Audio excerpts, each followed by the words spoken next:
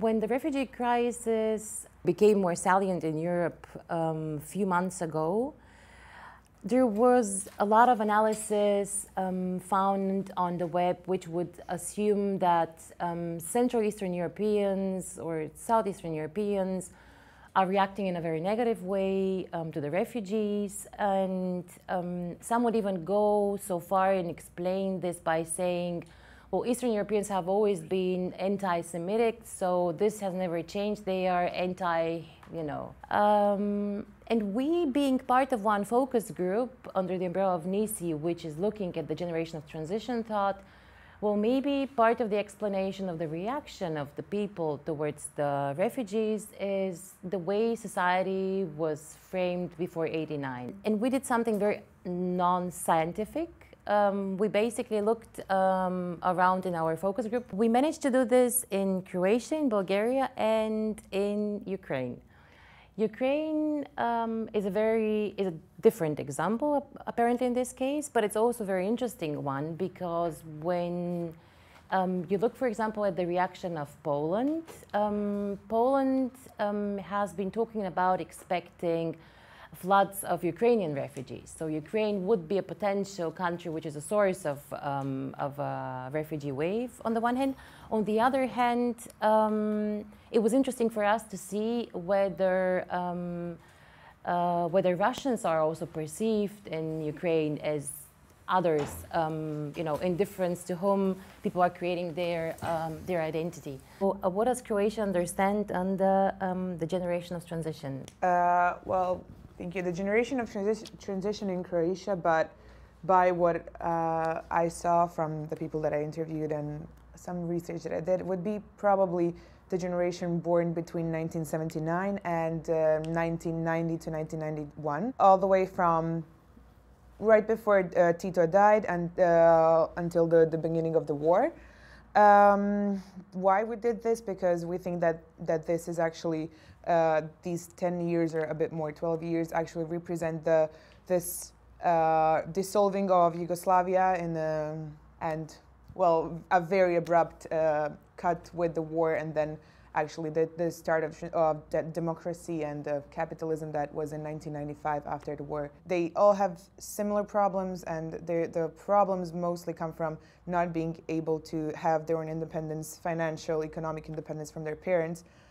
Being almost in their 30s or being in their 30s, they still struggle with this emotional and financial problem of still being perceived as kids and supported by their parents. Who is the generation of transition in Bulgaria? In Bulgaria, we don't have this discussion of when transition started, because for us it's pretty clear, like it started in '89 and that's the initial point. But then when we discussed among ourselves and with colleagues who is actually this generation of transition, then debate really arose. So it's really hard to grasp this concept in a way. We loosely defined it as the people born between 1970 and 1989. Basically, these are the people who saw a little bit of both systems and now are the decision makers of today. So this would be the generation of transition, I think. Many of my respondents, they say that, you know, to be honest, everything was okay because I was in children's garden. And for me, my parents was okay. They bring me food, they bring me some clothes, so everything was okay. Just only one question, but what is about my, I don't know, time which I spent at home or in the yard? Everything is safety. And that's why also I decided to ask older people.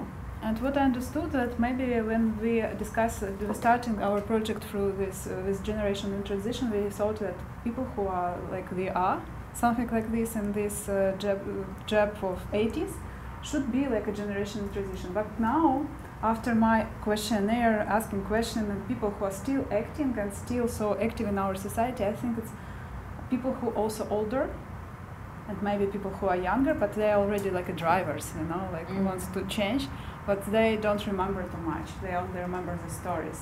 They don't have experience to be in Soviet Union too much. Only like childhood time is not enough. Are there minorities? How are their minorities perceived, integrated? because a lot of the questions that we went through in the questionnaire are basically about the state's policies, but also the people's perception and people's attitudes towards minorities. When it comes to the minorities, I would say that Croatia has very good minority policies that also can be better. But concerning the education, the integration, they have, if there's a majority of a minority in a community, they get their own school in their language, kindergarten as well. They have their local municipalities where they can have government. They also participate in parliament. They can have double languages, so like the signs in both languages. So this is with the ethnic minorities, I would say that they are well represented and taken care of. With the religious, I would say that the situation is pretty much the same. The jobs, the employers mostly consider different religious beliefs. They give the people free days when they have holidays. So I would say that considering religion, ethnicity, Croatia is doing okay with the policies. The two big ones are the Turkish minority, obviously, and the Roma one. And then we have Armenians, Jews, etc. We are not doing so well, at least from what people think. They do not consider integration policies to be successful right now in Bulgaria. And basically, religions, we have Orthodox, the biggest kind of community. Then we have obviously Muslims. Then we have Jews community. We have Catholics, but not that many. What about Ukraine? I need to say that Russian people absolutely included in our society and they are integrated. I couldn't say it's the same situation with others. We have huge amount Bulgarian, we have huge amount Jewish people, but others like these newcomers. Yeah, newcomers. They are not integrated too much. And it's assimilation or integration, because I have this feeling that in Croatia it's more integration, because it is coexisting through cultures and through languages and through ethnic groups. But here I'm not sure if you are talking about integration or assimilation. Is that people are trying to be like Ukrainian, or they can have a space and place to be what they are. Yeah? What did you find out in the research? How did the respondents frame the others? Who are the others for them? So I would say that in Croatia, first of all, the other is the Serb. And then if we go to this like modern minorities, obviously, we go to the, first of all, go to the gender minorities, and then again the political, which is, I think, this political term that stayed from the communist era with the Communist Party, and now it's always us and them in the political sense of the left and right wing parties. For me, it kind of speaks about the separate world. So you do coexist, but you do not exist. You don't inter-exist, to say it in a way. Yeah, but then again, like if I ask you who's the other in Croatia, would you say the Serbs? I would, not for myself, but like if I was to make a social assumption, I would say the Serbs definitely. I came across a really interesting study that basically looked at textbooks for first grade. It turned out that actually there are practically no, for example, people of color in those textbooks, no handicapped people. Anything that stepped outside of this kind of a normal picture that you have of a Bulgarian person, like this stereotype, I would say. Everyone that is not within this normal circle is the other in Bulgaria.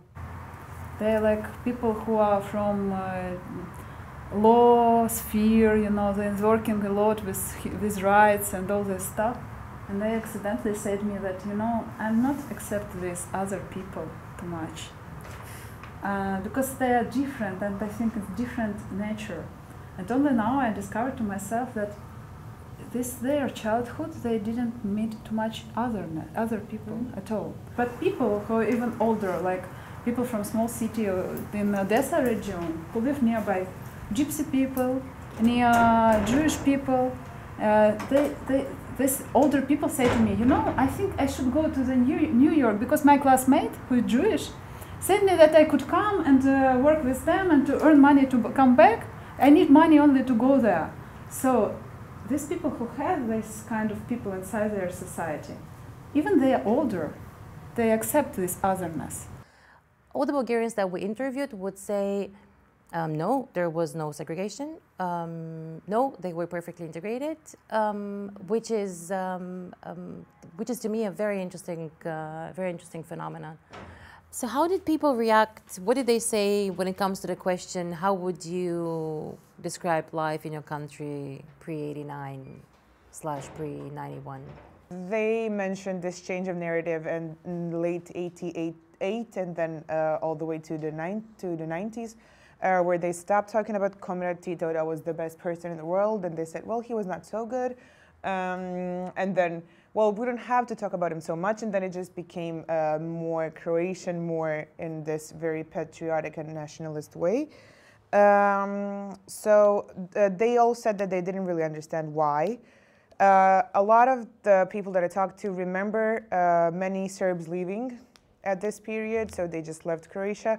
I talked to one woman who said, because in Croatia there are a lot of last names ending in ich, and for some period, for some reason, they were all perceived as Serbs, and she was, well, 10 probably at the beginning of the war, and she said so many Serbs were leaving, and my friend's last name ended in ich, and I was really worried that she would also leave because obviously she was a Serb, but because this, like, the children didn't really understand what was happening. Also, what I got is that because there were more rights than before in Yugoslavia, so the last 10 years were more free. They had a nice life, and compared to today, they also said that some of the workers' rights were better because they had workers' unions, so they actually had better protection than they do now with the privatization and many just like private entrepreneurs who can pretty much do whatever they want with the workers. Some said basically that it was good, some said it was bad, but there was this general agreement that there is this kind of a streamlined process for you to become a member of society, and everybody had to follow. They basically said we missed the discipline from the Soviet time, so then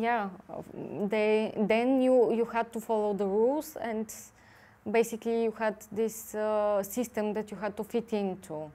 And then now basically they say everyone does whatever they want, so it's not really this discipline. It might have been imposed, you know, sometimes in a more rigid manner, but it was you know, kind of probably a good thing in some respects. So we asked them what they lost and what they won. And to the question of what they won, it was about freedom of speech, you know, freedom of thinking, even freedom of expressing yourself, freedom of individualism, to travel as well. But this was the main point. So you win the freedom, but you also win the responsibility to take care of yourself. So the state is no longer there to basically provide this safety net. I think that what was said about the Bulgarian sort of responses, this feeling of sort of structured, framed, secure life is generally true. The question is how you evaluate and perceive that. And to me that was a structure and a frame which was oppressive and unjust. Like double life. Everybody has this double life. Like they hide their biography. There is a story that girls, one woman say that my father was a militarian, and he is really like goes so up on this in this system, like military person, and he always teach us with my brother how to hide facts in our biographies. If you want to live good life, you should never write that it was occupation and our family was in occupation. From these children of these parents who lived in double standards. So they already feel their protest inside, and some of them say, no, I never was connected with party because I understood from early life, like, I don't want to be in this system which is really lie every time. So an interesting fact that we opened for us was that the population that had 60 and more, they divided in two categories. The population that think that they are Russian population, and that one that think that they are Moldavian one. So the Russian population said that, oh, yeah, the times before 89 was a good times, good memories. We lived in a great country, a powerful country. That population, Moldavian one, that consider them, they said it was a horrible times because it was a times of repressions, deportations, violation of human rights. The human rights didn't exist. Intolerance. So everywhere was the deficit. No products, only for the population, rich one, the elites, political elites. Do you have official information whether there are any minorities or have been in Poland before '89? I don't. Now I think that there is an issue about that, and I remember, and I can speak about 1968 when it was Jew deportation from Poland was a really big issue. But I don't remember from my childhood this topic. There were other topics. You know that the popular narrative in Poland now regarding the refugees, at least your political elite says we don't want to become part of the quota system. Poland voted in favor of the quota system of redistribution of refugees within the European Union, but was very reluctant to do so. And the popular narrative has been, well, we are also kind of all the time expecting that if the situation in Ukraine deteriorates, a lot of Ukrainians are going to come to Poland. So there was a few years, I think 2 years ago, 1 year ago, it was topic, but not so much. And people were also saying, oh, we don't want them because they will steal our jobs. But now it's more, the focus is more on the Syrian refugees. So we have a lot of Ukrainian people. Are you familiar with what we call the revival process in Bulgaria?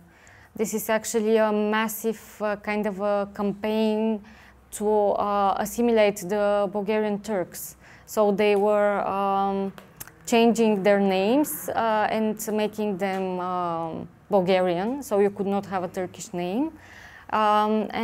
This was actually going on for a while, and at the end, I think 350,000 people or something like this, Turkish Bulgarian citizens from a Turkish origin left the country and went to Turkey. About the trust, it's always the same story, so it was always okay because the people mostly in Croatia, I think that this is still the case except for in like the biggest cities, the people still live in a very commune kind of way, so they always cooperate, they go to see their neighbors to borrow some sugar or something, and it's still happening in 2015. And about the solidarity, I really have to say all of them mentioned the refugee crisis as a very proudly as an example of solidarity in Croatia, because Croatia was very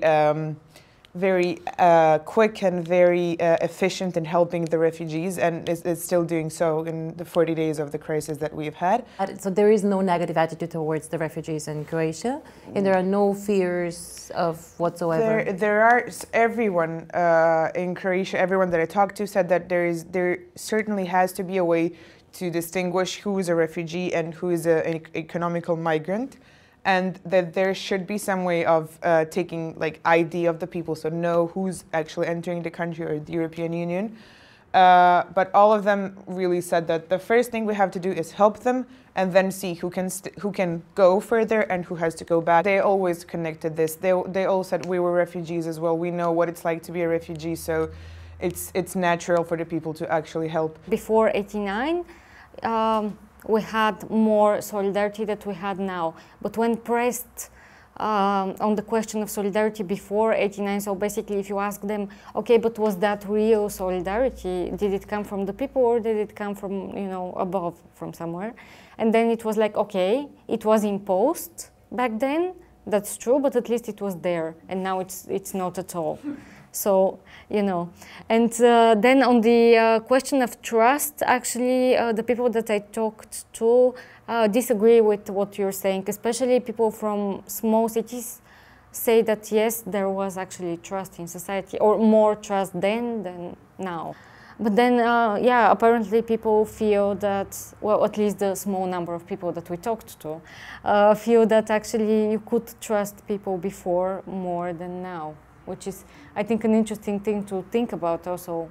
So can we establish the link between the attitude towards others and towards specifically the refugees in your countries with the assimilation policies towards others during the communist regimes? Even though it's not imposed anymore, the fear from the, first of all, the stereotypes that were spread by the communist propaganda, I think, are still persisting. So this would be then feeding the fear of the other people that are coming, so the refugees that are coming, that are different from us and in a way don't fit in the normal box. Talking about the refugees, I would definitely say that it has a lot more to do with the war than with the period before the war, because it made the people realize what was important and what was not, which is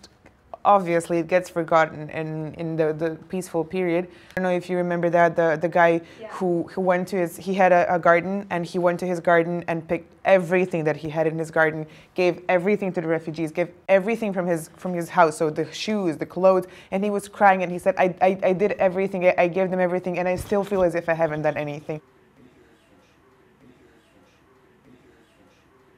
I think we are at the point where we can close this workshop. I hope you learned something useful. Thank you so much for being with us. Thanks so much.